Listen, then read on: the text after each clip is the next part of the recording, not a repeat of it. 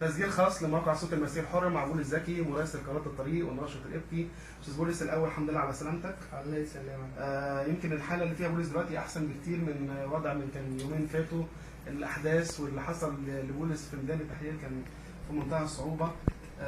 عايزين نفتكر مع بعض ايه اللي حصل بالظبط يا بولس في التحرير. طيب، هو باختصار شديد يعني اللي حصل ان انا كنت في ميدان التحرير يوم فجر الخميس بعد ما احتفلنا بالشباب اللي كانوا خارجين.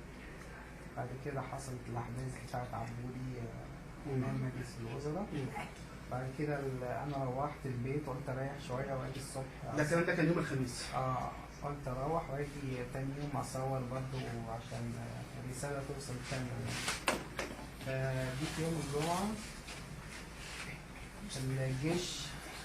الجيش مرة واحدة كده قبل صلاة الجمعة، لأن هم عارفين بعد صلاة الجمعة الشعب بيبقى بيبقى جاي.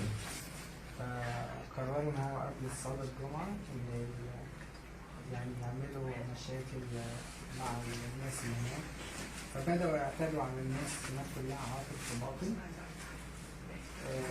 ده اللي حصل معايا بالظبط. ان انا وانا بصور كان قدامي ضابط. الضابط ده كان معايا سلاح رصاص حي. ضابط جيش. ضابط جيش كان معايا.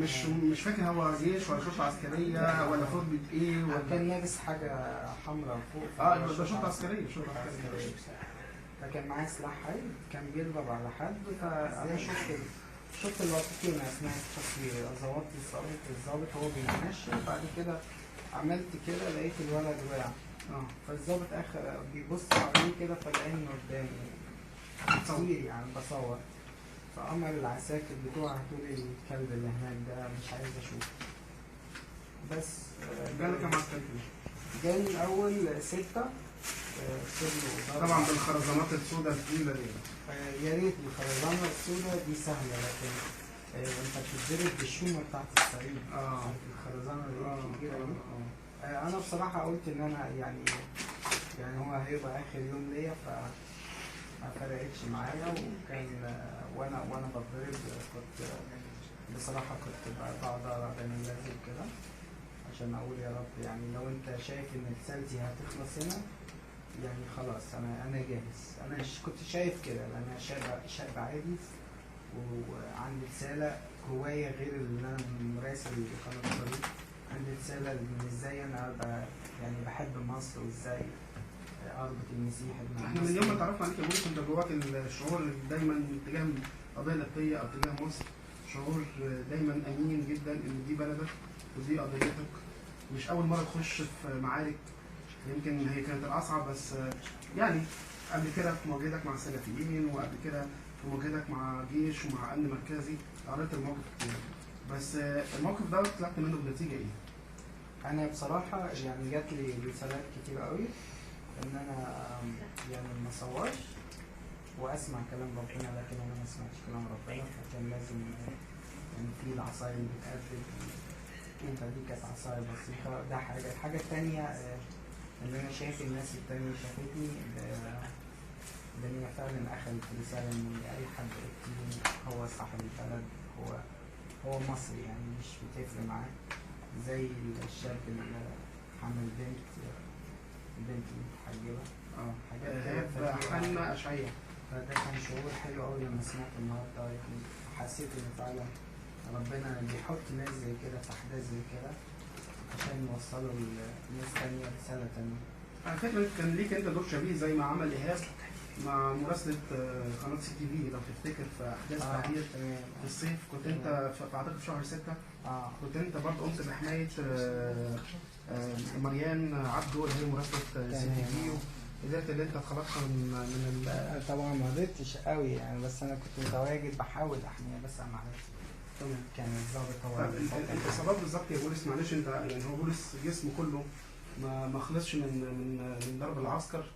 عايزين نعرف الاصابات ايه بالظبط من راسك كده. هو بص، في راسي في حوالي يعني في فتحتين هنا مكونين من 30 غرزة، وفي فتحة هنا مكونة من 10، وهنا في يعني شايف يعني انت لو شفت ده منظر طبعا لضرب الشوم والعصيان.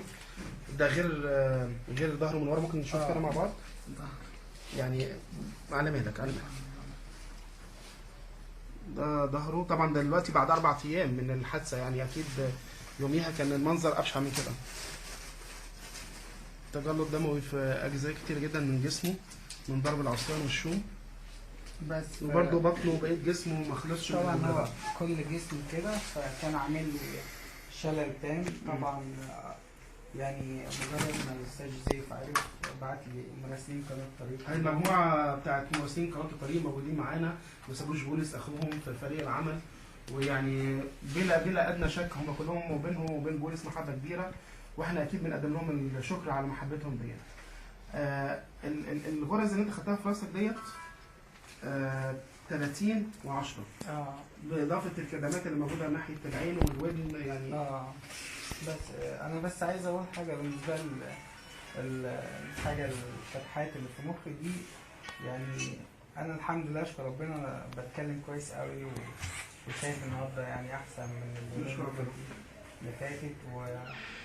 وانا بتضرب انا كنت بحس ان في ايد بتشيل عني، يعني لان الالم ما تتخيلش لما خرزانه تخينه تنزل على مخك كنت ممكن تموت. يعني شوف كل الافلام لما بيعملوا مثلا ضربه عصايه على المخ بمعنى انك انت ميت. فده حاجه. الحاجه الثانيه ان انا اتسبت في الشارع حوالي اكتر من 10 دقايق. 10 دقايق. اسال اي طبعا دكتور. في نزيف.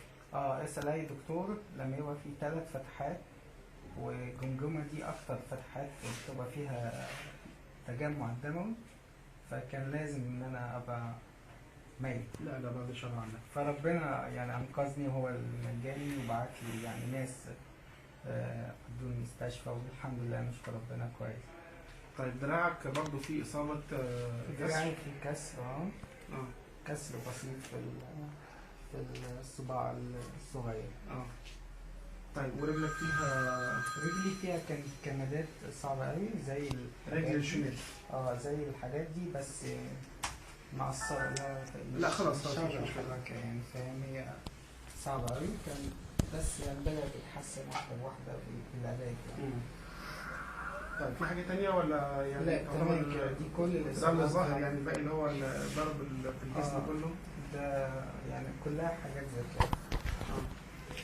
بس انا بس عايز اقول ان انا الحمد لله كويس، وبطمن كل اللي شايف الحاله بتاعتي. انا الحمد لله نشكر ربنا بقيت اتكلم واعي كويس قوي، وشايف ربنا بينور لي حاجات كتير يوم عن يوم. طب انا عايزك توصل رساله للعسكر ورساله للثوار.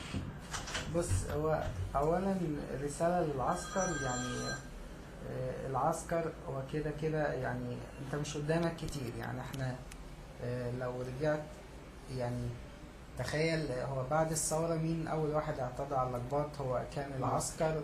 اعتدى في دير الأنبا بشوي. تمام. فنفس الكلام، مين من أول السنة اعتدى على الأقباط؟ كان الداخلية اعتدت على الأقباط في كنيسة القديسين. وفي العمرانية بعد كده. فربنا وقع نظام بالكامل، فأكيد العسكر ده هيقع. ده حاجة. الثوار رسالتك ايه ليهم؟ الثوار انتوا دلوقتي في حالة صعبة قوي.